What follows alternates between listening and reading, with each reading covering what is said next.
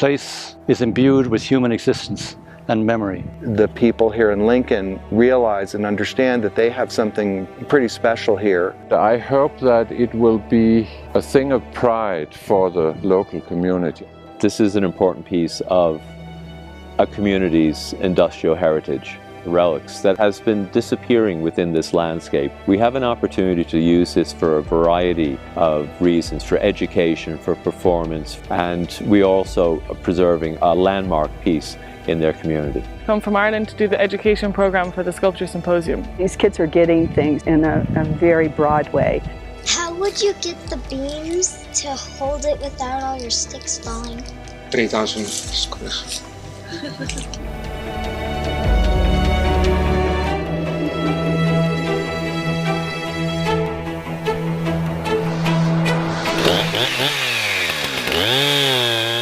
I'm Rick Dunkerley, the project director for Blackfoot Pathways, Sculpture in the Wild. The project started with a conversation between Kevin O'Dwyer and I.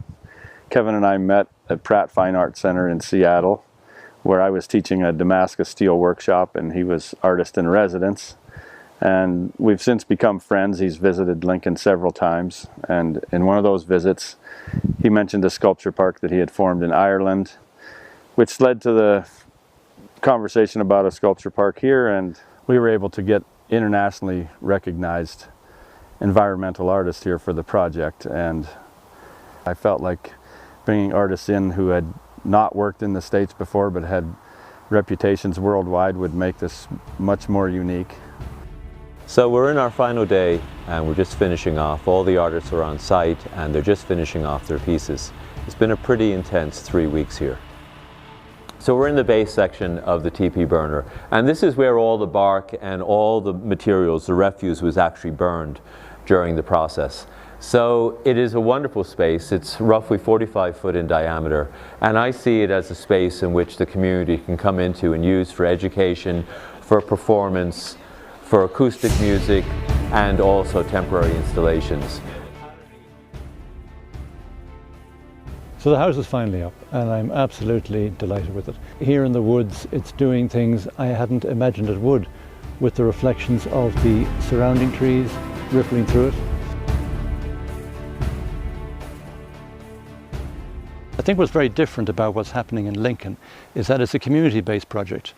Other projects that I've been involved in have received state funding or government funding. And what happens after a time with state funding or government funding is that the people who brought it into being leave their jobs.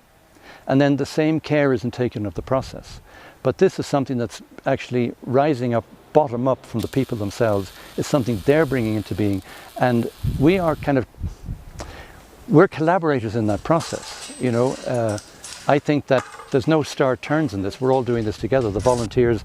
I think that it gives them a sense of ownership of the work. And what's most important then is that they'll look after it, they'll maintain it, and hopefully they'll try and see it grow. That's what I think will happen.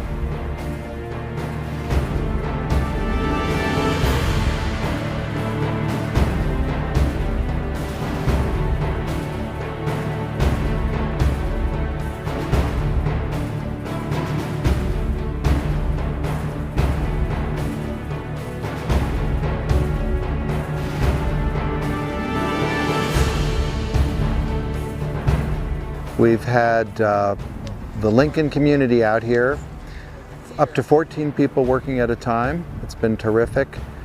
This is, honestly speaking, probably the best volunteer group I've ever had in 25 years of doing this.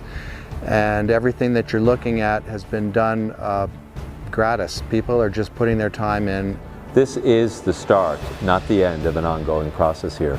We will be inviting other artists. We will be on a yearly basis engaging with this community.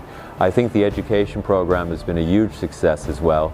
We will have children coming in and engaging with the landscape and with the other artists. It's been a wonderful experience. The community has been on board right through this whole process, and I am really privileged to be part of it.